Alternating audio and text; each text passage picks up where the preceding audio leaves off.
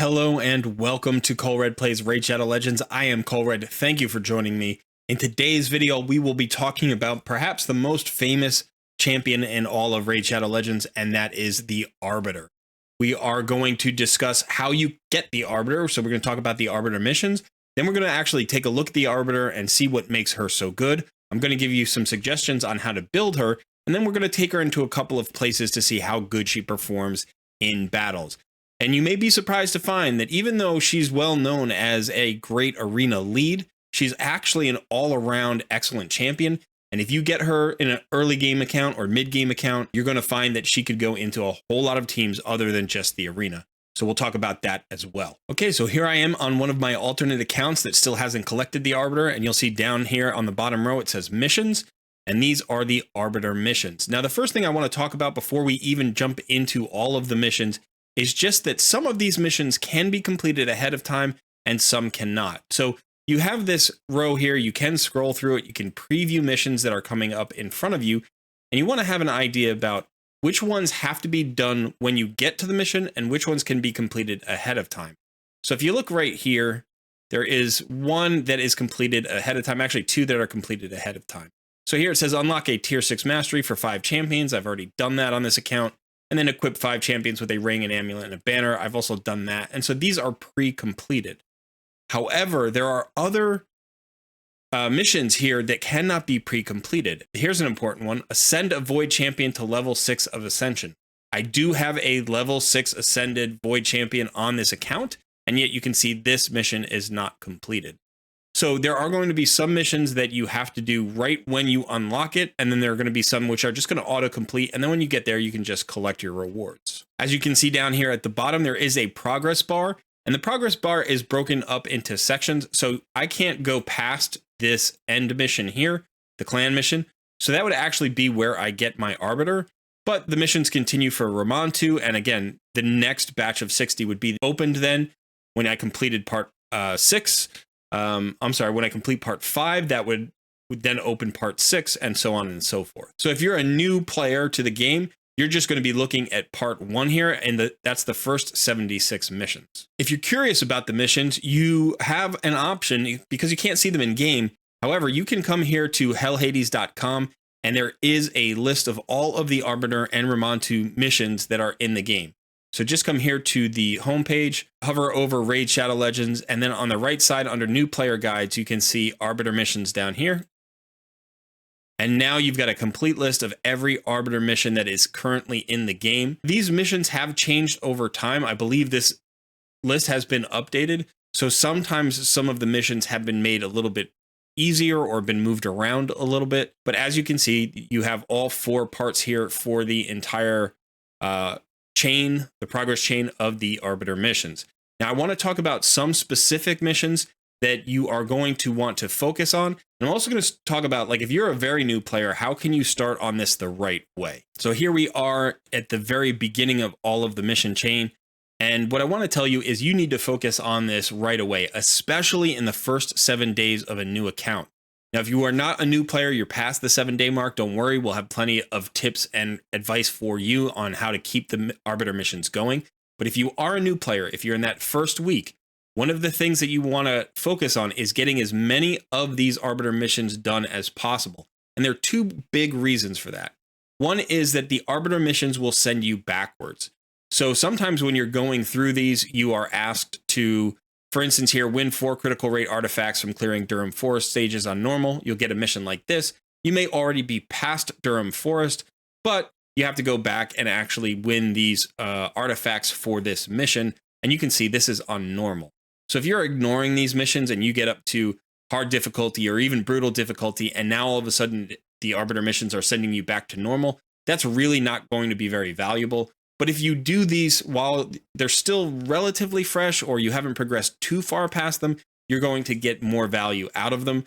So not just in addition to moving the progress chain, like moving through the progress chain, but you're also going to get value from the drops. Maybe you'll get value from the silver or the XP that won't be as valuable later on when you are scaling up your account. The second reason you want to do as many of these missions as you can in the first week is because During a new account, during the first week of a new account, all of the potion keeps are open.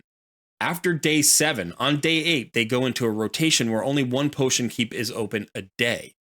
So by having all 7 open for the first week, you actually have a lot of flexibility to get the different potions that you need to get. So right here, you can see it says ascend a champion to level 3 of Ascension. That requires potions. So you're going to be able to get any kind of potions that you want. Likewise, if you move into part 2 of the Arbiter missions, there are other missions which require you to actually clear specific stages of specific potion keeps. So here it says win 25 lesser void potions from stage 5 or higher of the void keep. The void keep is only open 1 day a week after the first week of the game. So if you can clear this out in the first week of the game, then you're going to be able to just keep making a lot of fast progress along this mission chain, because some of these others are very easy to clear.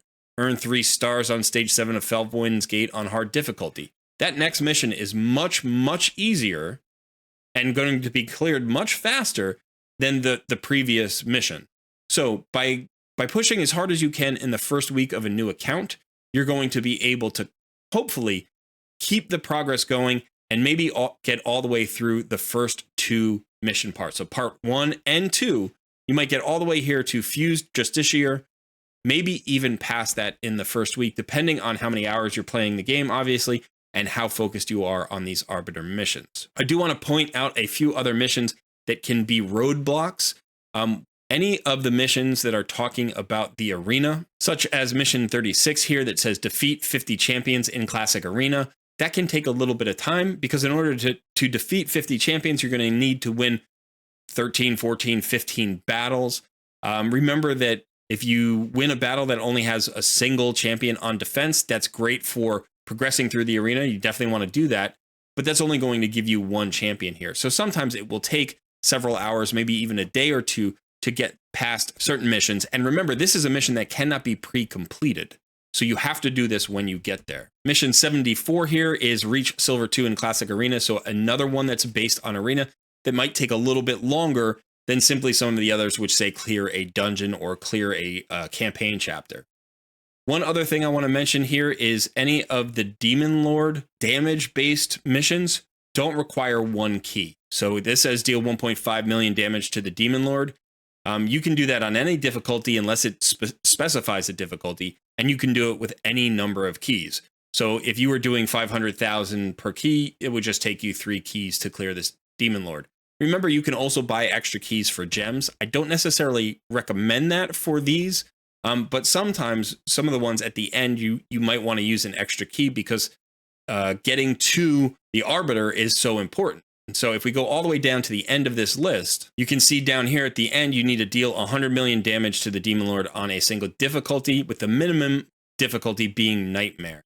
So if you're only doing maybe 20 million a key or 10 million a key, you might need some extra keys to clear this, but clearing this last mission will reward you with the Arbiter. So it may be worth gems there to make sure that you complete this mission. One more mission type I want to mention is upgrade a Great Hall bonus. You can see this one here, upgrade a Great Hall bonus to level 10. In order to upgrade a Great Hall bonus, you're going to need gold medals from the arena, so you're going to need to be able to get to at least gold 1. Don't worry, this is not in the first week. This is going to be several months in, so you have some time to get into the gold arena. But as you get close to the end of the Arbiter missions and you're closing in on actually getting Arbiter, you are going to have these upgrade Great Hall bonuses. I think they start at level 7 and then they work all the way up to level 10. And what I would highly recommend here is you just focus on one single bonus. Don't spread your arena medals around. Even when you're in bronze and silver, spend them all in the same thing in order to get to these mission completions, these levels, as quickly as you possibly can. So back in game here, we can go to my Great Hall and you can see I'm basically not putting anything anywhere else except in accuracy here. I did spread around a little bit, and usually I did that because I was spending bronze and silver medals, which won't actually help me increase here. I can only use gold medals for levels 7, 8, 9, and 10. So if I had some leftover silver medals or leftover bronze medals, I did spread those around. but otherwise I'm just trying to get this one done. This one can pre-complete, by the way, so you can just go ahead and complete it, and then it'll be done when you hit that mission. As long as you're focused on completing these Arbiter missions, you'll find that you can actually get through a lot of them relatively quickly. There will always be an obstacle that will stop you every once in a while, whether it's an arena mission or a clan boss mission or an ascension mission. But the other missions are based around dungeons and campaign chapters and collecting potions from the potion keep. Those are a little bit easier to accomplish quickly. Although, you know, with the potion keeps, you got to make sure the potion keeps open on the right day. So you want to preview, always be previewing the missions that are ahead of you so you can plan accordingly and make sure that you can finish any ones today that you need to, so that when you get to a new potion keep, say tomorrow, you'll be ready and on that mission. Okay, so that's it on how to get the Arbiter. Now let's actually go and look at this amazing champion. She's really strong, and I would say she's absolutely an S tier champion, and you should highly prioritize these Arbiter missions so you can get this champion as early in your account as you can possibly manage. How early would that be? For me, it's typically between 150 and 180 days, but I actually have a viewer who is now in my Discord community who is on track to get the Arbiter in about 34 days. Now, as far as I understand, that might be a world record, which would be extremely fast. I think that experienced players who are running up new accounts and focused on this can typically do it somewhere in about the 90 to 100 day mark. And I think even a beginner player who is focused on it and is doing his or her research and watching videos and trying to learn how to best progress the account can probably do it somewhere between 120 and 180 days. I do think that's reasonable. But even if you're beyond that point, don't feel bad, right? That's not the point that I'm trying to say. I'm trying to say you can go out and make progress on these missions and get this champion. And if you don't do that, it will go from being a relatively long process, 3 to 6 months, say, to an impossibly long process, like a year and a half or 2 years. And it doesn't need to be that difficult, right? By just focusing on making progress every day and doing what you can, you're going to find that you're going to get this champion in a reasonable amount of time. And when you do, you're going to be super excited about it because she is absolutely fantastic. So let's go look at the Arbiter right now. Okay, so here she is in the High Elves faction. She has an amazing kit, but before we get to the kit, let's just look at her stats.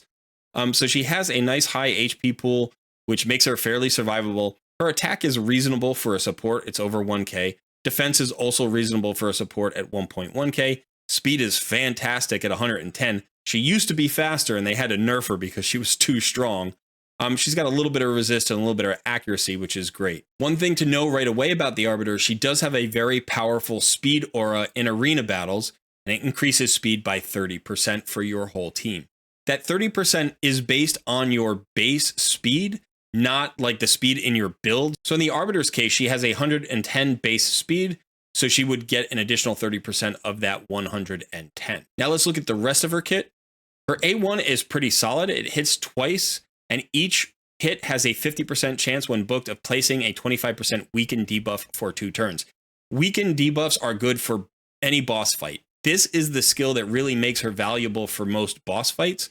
So you can use her against clan boss. You can use her against any of the other boss fights. It's not the only thing that makes her valuable in those fights, but having a reliable weaken on an A1 can be really, really valuable in boss fights. So this is one of the reasons why she's more than just an arena champion. Her A2 is an AoE, and it has a 100% chance when booked of decreasing the duration of all enemy buffs by 1 turn. Now this does require accuracy, just like the weaken does on her A1. So whether it's a debuff or an instant effect against an enemy, those all require accuracy. So you can see that you are going to want her to have accuracy in her kit, especially if you're using her in PvE content. Arbiter's A3 is arguably the most powerful of her skills. So this is on a 3-turn cooldown when booked, and it places a 50% increase attack buff on all allies for 2 turns, that is the big buff. Then fills the turn meters of all allies by 30%, and that is a huge turn meter fill. In addition, it has this other component, which is not bad. Heals all allies by 25% of their max HP, which is a nice heal, if they have less than 50% HP. So it is conditional, but often that you'll find that 25% max HP heal will keep a lot of your squishier champions alive. And so you may not even need a second support champion in here with Arbiter who is applying heals. These heals may be enough, but you're going to have to do some experimentation and figure that out for yourself. Her final skill is a very good skill that's also usable in other places rather than arena. You can also use it in arena, but it's more powerful in PvE generally. And that is she has an AoE revive. So she revives all dead allies to 35% HP, then fills the turn meters of all allies by 20%. That is not a great revive. It's an okay revive, but she gets an extra turn if an ally was successfully revived. So what can happen is if you revive champions, your allies, with this revive, and you get that extra turn, if that allows you to then use this A3, you're going to fill their turn meter more, and you're going to give them all. Anybody who was revived, remember, they're at 35% HP, so you can heal them by 25% of their max HP. That will bring them up to 60%. So even though she's only reviving them at 35% HP and 20% turn meter, realistically or effectively, you're going to get 60% HP and 50% turn meter out of this revive. And plus, it reduces her cooldowns by getting that extra turn, which is going to allow you to get back to that revive faster or potentially use the A2 again. All right, we have jumped over to my main account because I want to show you how I've built my Arbiter. And obviously, I don't have Arbiter on that other account, but I do have her here.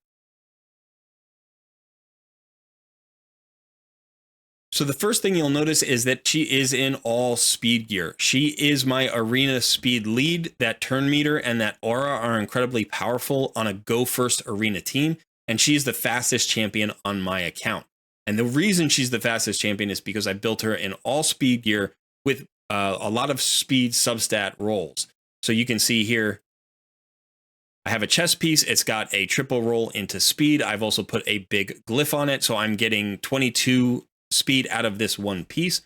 But the other thing that you'll notice is this is a defensive percentage chest piece, right? So I'm not trying to build her with anything other really than speed and then also some accuracy. I want accuracy on Arbiter for her weaken, for her A2 that reduces the duration of buffs. And while those aren't of primary concern, basically I'm focused on speed and then accuracy. So could you put her in a perception set? You could. You'd be giving away a little bit of speed for that for an accuracy gain. But I don't think that trade-off is worth it if you are using her as your arena lead. So if you're using her in the arena, you want to go as much speed as you can possibly squeeze onto this champion. Remember, if you are one speed faster than the enemy team, you get to go first. And if Arbiter is your speed lead, she's going to give everybody 30% turn meter increase.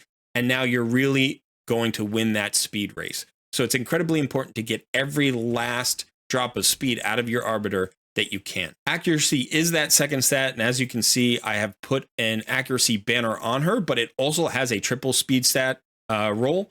So obviously speed priority, but yes, you can get accuracy from various sources, and I would highly recommend an accuracy banner on her if you're going to use her in PvE. If you are not going to use her in PvE and you don't care about her other skills landing their effects, then you could put her in a defensive or a defense or an HP banner, and that would be fine.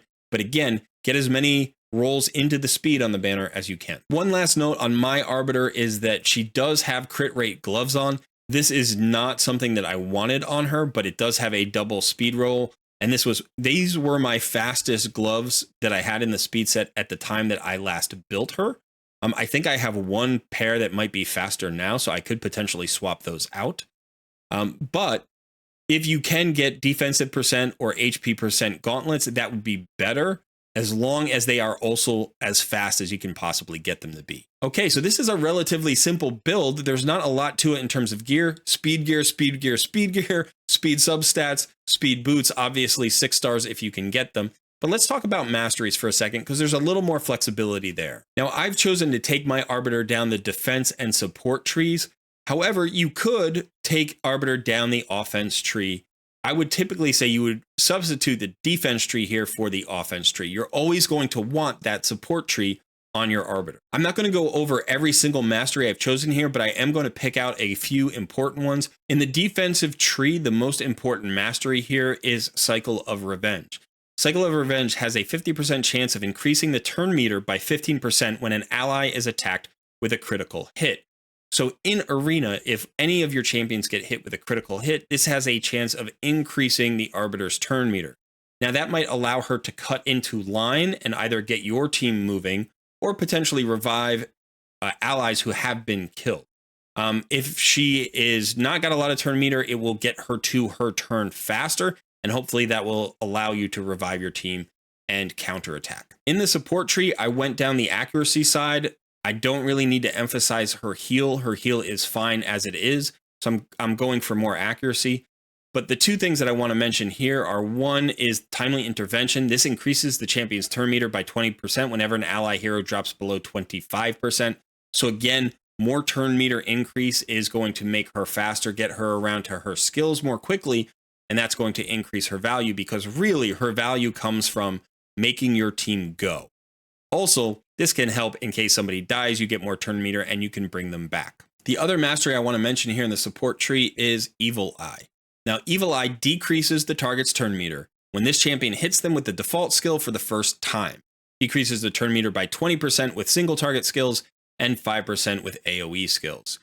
So any champion who has this, the first time they hit a target, an enemy that can have the turn meter manipulated, so not the clan boss say, they will reduce the target's turn meter by 20% if it's a single target skill, or 5% if that A1 is an AoE. It's only on the A1, and it's only the first time you attack a target.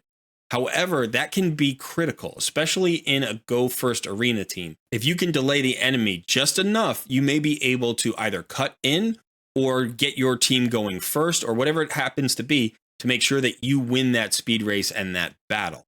It can also be useful in PvE content, especially in wave content, or even against certain bosses. When you are using a lot of turn meter manipulation, you're trying to control the turn meter, but you have a champion like Arbiter who doesn't actually decrease turn meter. You put this skill on her, this mastery on her, and all of a sudden she has that ability, at least on the first A1. One last thing to note about Evil Eye is, if any of you have your Arbiter and you are potentially trying to build a Bommel one-shot team that includes Arbiter for her weaken and her turn meter increase and her increase attack, you can't use Evil Eye, because if you use Evil Eye against Bommel, he will drop more bombs. So you don't want to have any turn meter decrease if you're trying to build a Bommel one-shot team. Most of you are probably not doing that right now, but this is the reason I can't use my Arbiter on that team, and I have to actually have somebody else with an A1 weaken. All right, so let's go show Arbiter off a little bit. Where is she really good? Obviously, we know she's good in Arena, so we're going to do an Arena battle. And then I'm also going to show you how good she is in some PvE content. Okay, here we are in an Arena battle. You can see it is an Arbiter versus an Arbiter. I'm only going to be taking 3 of my champions into this fight, because I just want you to see how good the Arbiter is in setting up a team. So we are going to try to go first, and hopefully we'll win the speed battle so you can actually see what's going to happen.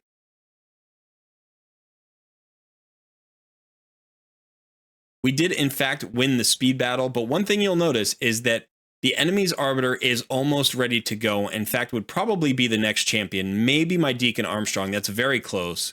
My Deacon might be a little bit ahead. But what I'm going to do is I'm going to use the A3. That's going to increase my team's turn meter by 30%. And all of a sudden, my champions are all going to go next. I also got the increased attack, which is really important for my nuker, who is an attack-based nuker. Now I'm going to go ahead and use my Deacon Armstrong. I'm going to get a drop defense out there, and now my nuker is going to go. So Genbo self-buffs, and then we nuke everybody out. We didn't actually nuke everybody out because Rotos, that's this champion, does have a passive where you can only take off 50% of his max HP in one hit. So we weren't able to close him out, but there we go.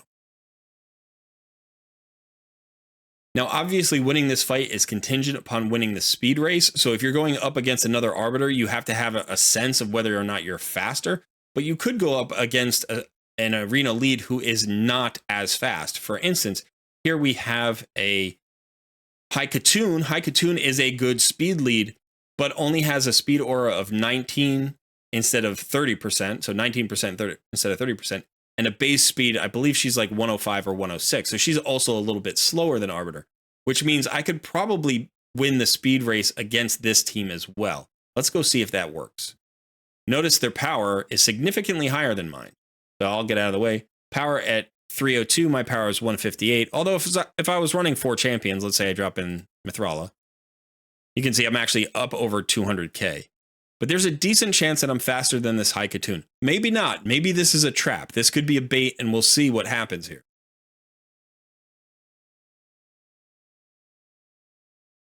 Nope, I am fast enough. It's going to be a tricky team to beat, but you'll notice that I did win the speed race pretty handily. And we're going to keep doing the same thing we were doing with the last team.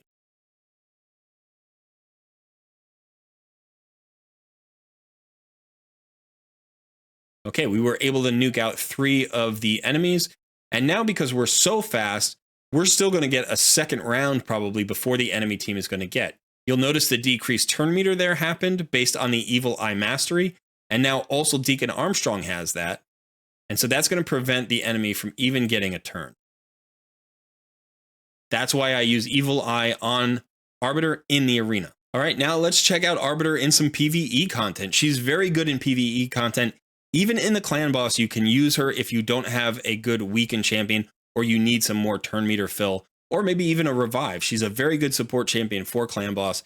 I wouldn't have her in a clan boss team at late game or end game, but if you are in the mid game, she can really improve your clan boss team as well. But I've chosen to show her off here in Dragon Stage 20. I think Dragon Stage 20 is a good place to actually get an idea of what champions can do in decently difficult PvE content. I've built a team here. Again, I have Deacon Armstrong. Now, I picked this team specifically because I wanted to use a very free-to-play friendly team.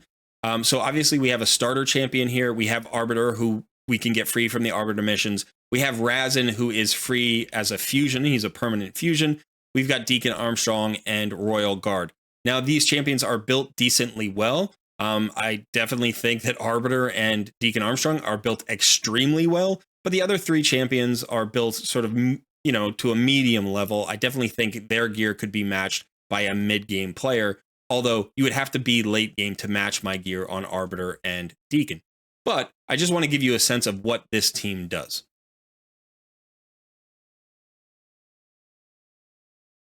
Okay, so I'm going to let this run on auto, and one of the things that you're going to notice is because we have 2 attack-based nukers, that increased attack from the Arbiter is very helpful.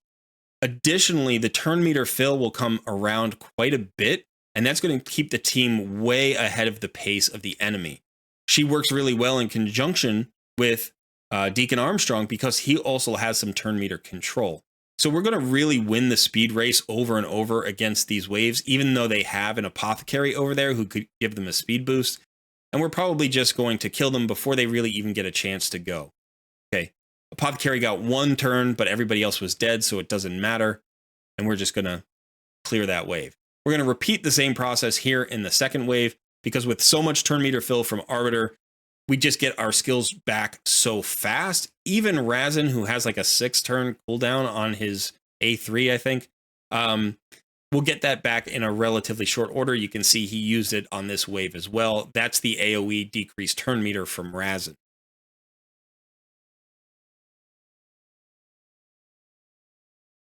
Now, Arbiter doesn't do a ton of damage, and you don't really need her to bring damage herself. Her weaken increases her allies' damage, but really she is here for turn meter fill and that increased attack buff. Now, as we're attacking the dragon here, you'll notice that, you know, we'll get some debuffs here. Hopefully, no, Arbiter didn't land her debuff. That's unfortunate. Deacon Armstrong did, so we have the drop defense. Now we get the weaken from Razin, so it's nice sometimes to have a backup on the weaken because it's not 100%. Arbiter's weaken is not 100%. It's 50% on each hit. Okay, we burned through the special attack there by the dragon. My Elhain is really built not super well. She's actually in a stun set, I believe, so she's not a hard-hitting nuke at this moment. My Royal Guard is pretty decently built in terms of damage, at least. Now, if the dragon killed anybody there, Arbiter is tanky enough that she just would have brought them back to life and then started them with more turn meters, so they would have gotten back to their turns fast anyway, but nobody actually died. And that's it. 2 minutes and 24 seconds, which isn't super fast for this team composition. I've actually seen it run in about 1:45, so that was a slow version of this team for some reason. But But again, I would say this is 100% secure auto battle on stage 20 here. I can actually run this exact same team on stage 25 and it would do okay. The difference being that stage 25 is force affinity. So I would probably want to swap out my 2 nukers here, either for some spirit affinity nukers or at least for void or force affinity, so we're not weak hitting. But honestly, this composition would probably do this in maybe 4 minutes. I'm not going to make you watch that. But again, Arbiter is part of the reason that this team goes, because we just get so many more turns with that extra turn meter fill. And then my attack-based nukers are hitting much harder with the increased attack that I have from Arbiter. Okay, so that is it for the Arbiter video here. She's an amazing champion. Get her as soon as you reasonably can. Definitely focus on it. I would say focus as much attention on it as you focus, say, on Arena or Clan Boss. Like those are the 3 biggest objectives you need to focus on early and mid game, right? So get your Clan Boss up as high as you can, get your Arena team going as well as you can, and then work your Arbiter missions, because all of those 3 happen in conjunction. Remember, some of the Arbiter missions require you to be at certain levels of Arena or to unlock certain levels of the Great Hall. And likewise, they also can require a certain amount of damage against a certain tier level or difficulty level of Clan Boss. So if you're doing those other 2 things, you should simultaneously be doing the Arbiter missions. Once you get her, Arena becomes a lot easier. That's going to allow you to grow your Great Hall faster, but you can also use her in Clan Boss. It's going to make Clan Boss a bit better. It's going to make a lot of your dungeon runs better. It's going to make your wave content better. She's a great all-around support champion, and I've used her in every single fight in the game. There's no fight in the game, I don't think, that I've never tried out Arbiter. Sometimes I get stuck, and I'm just like, what happens if I pop Arbiter on this team? And a lot of times she improves the team. She's not the perfect champion for every single fight, but she's a very good champion for almost any fight. And especially in early and mid game accounts, you're going to need that help, right? You're not going to have a perfect champion for every fight. So Arbiter is a really good all-around champion that you only have to build once. Her Arena build will work pretty much everywhere as long as you have a bit of accuracy on it. Shoot for somewhere between 250 and 300 to start. If you can get more than that, that's great. But again, you know, I run my Arbiter with about 300 accuracy, and that works everywhere I need her to work. Okay, thanks so much. I hope I've convinced you to go after Arbiter and to focus on her because she is so valuable. I hope you've had fun watching my video. If you have, please drop a like. If you'd like to see more content like this, consider subscribing to the channel. You can also join our Discord community. The link is in the description below. Thanks so much for being here. I'm Colred, and I will see you in another video soon.